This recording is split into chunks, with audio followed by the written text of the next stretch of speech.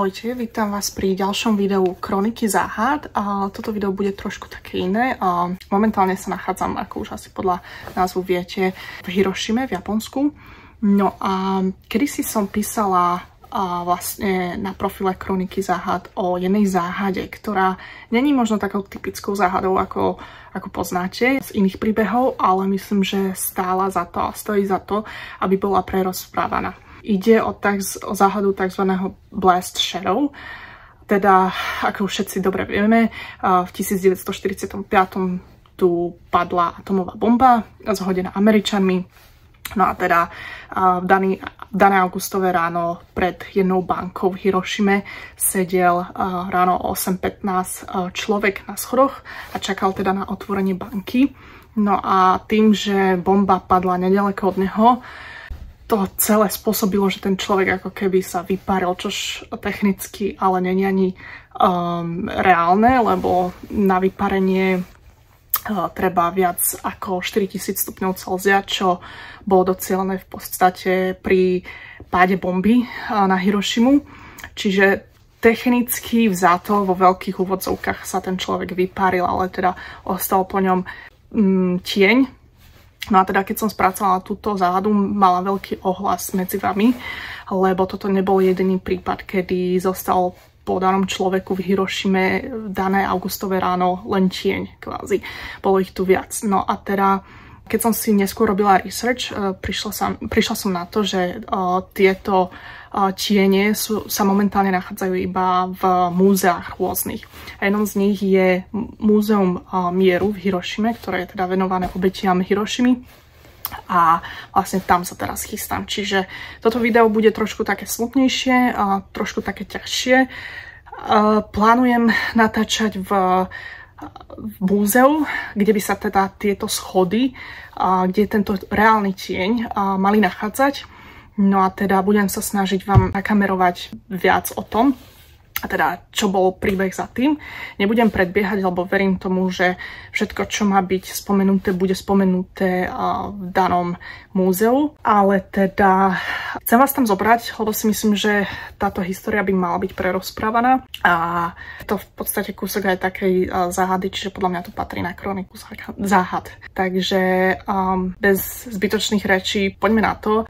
Neviem, čo čakať od tohto múzea, takže nechám sa prekvapiť. A teda, hej, ja neviem, čo k tomu viac povedať, lebo čítala som viaceré recenzie o tom múzeu a všetci ho komentovali, že bolo perfektne spracované a teda je tam strašne veľký exponát rôznych vecí po obetiach druhej svetovej vojny, respektíve po obetiach atomovej bomby. Takže som sama zvedala, tak poďte so mnou sa na to pozrieť.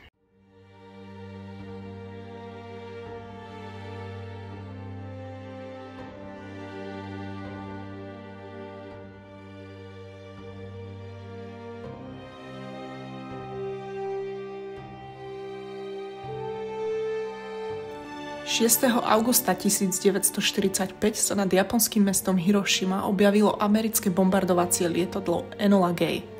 Nieslo prvú atomovú bombu v dejinách, určenú na použitie proti civilnému mestu.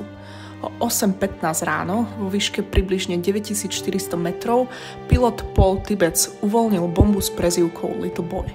Asi 43 sekúnd po odhodení explodovala približne 600 metrov nad mestom. V okamihu sa rozžiarila ohnivá guľa s teplotou vyše 4000 stupňov Celzia. Tlaková vlna zmietla celé štvrte, drevené domy sa rozpadli na popol a ulice sa zmenili na horiace trosky. Ľudia, ktorí sa nachádzali v centre výbuchu, zmizli bez stopy.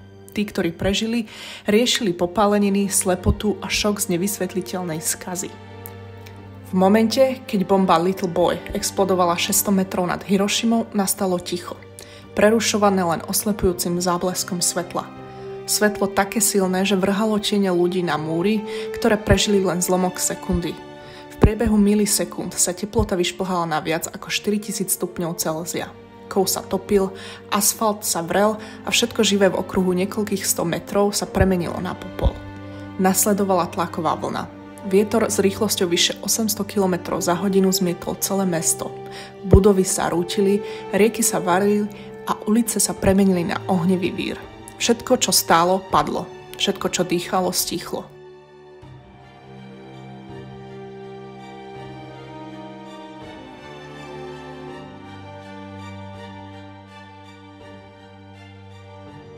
Tí, ktorí prežili prvý úder, čelili horiacemu dažďu, kvapkám čierneho popola zmiešaného s radioaktívnym prachom. Vzduch páchol spáleninou a kovom. Mesto, ktoré sa ešte pred pár minútami prebudzalo do nového dňa, sa zmenilo na nepoznanie. Zostala len tichá rozbitá Hirošima. Začiatok éry, v ktorej sa ľudstvo po prvý raz naozaj zláklo vlastnej sily.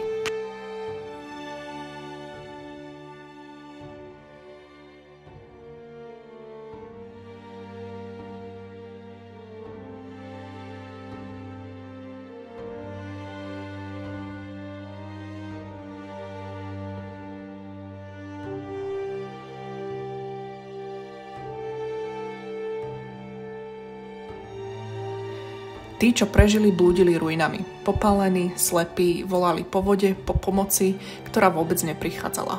Mnohí zomreli ešte v ten deň, ďalší o pár hodín neskôr.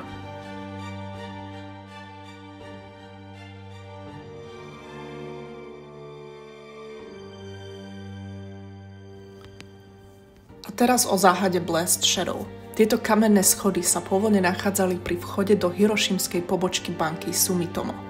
Tá sa nachádzala iba 260 metrov od hypocentra.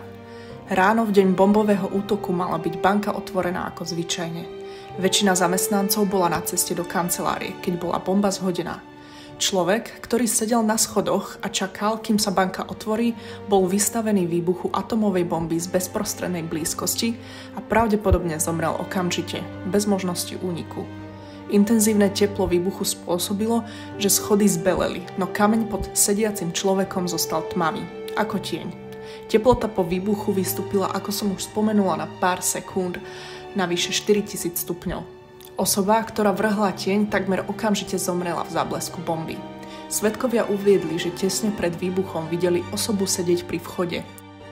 Múzejná expozícia tvrdila, že tieň patril 42-ročnej žene menom Mitsuno Ochi, ale presvedčivý dôkaz o tomto tvrdení nemožno nájsť a totožnosť obete zostáva doteraz neznáma.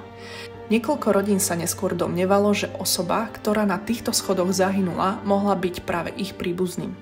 Nič však nebolo potvrdené s vysokou určitosťou a identita osoby na schodoch ostáva dodnes neznáma. Takzvaných Blast Shadow sa vyskytlo v Hirošime omnoho viac. Zachovaných ich však ostalo iba zo pár.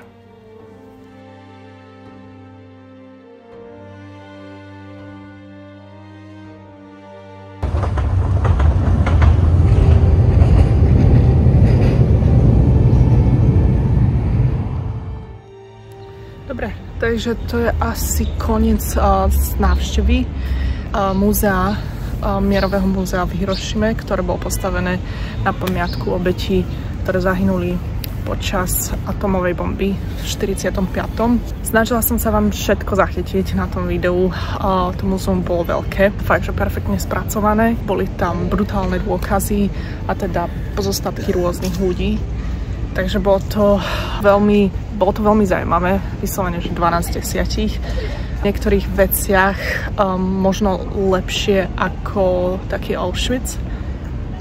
A teda, ak sa niekedy objavíte v Japonsku, alebo teda v blízkosti Hirošimy, rozhodne vám odporúčam ísť navštíviť toto múzeum, lebo sa to fakt, že oplatí vidieť. Je tu veľmi veľa detí, ktoré tu majú asi ako povinnosť v školskej dochádzke vidieť toto múzeum, takže veľmi veľa ľudí, perfektne spracované, veľmi kvalitné príbehy jednotlivých ľudí a teda obetí tohto útoku. Bolo to tu veľmi detailne spracované, veľmi graficky, takže možno odporúčam sa trošku pripraviť na to, že tu budete čítať veľmi silné príbehy ľudí. Teda rozhodne vám to odporúčam navštíviť jedného dňa. Takže dúfam, že sa vám video páčilo. Ešte stále neviem nájsť slova, ako vidíte. Veľmi ťažko sa mi to vyjadruje. Celý tento zážitok, tú záhadu, ktorú som chcela vidieť, som tu videla a teda natočila som vám ju. A asi by som tuto ukončila toto video, lebo fakt neviem nájsť slova. Je to silný zážitok. Nechcela som sa ja samu seba točiť vnútri, lebo fakt sa to ťažko čítalo a strebávalo. Takže momentálne je to asi, teraz som odtiaľ odišla asi pred 10 minútami a stále to neviem spracovať a rozprávať ako normálny človek. Takže sa ospravedlňujem, že moje slova možno nedávajú zmysel. Ale teda tuto by som asi ukončila to video a vidíme sa pri ďalšom videu. Čaute.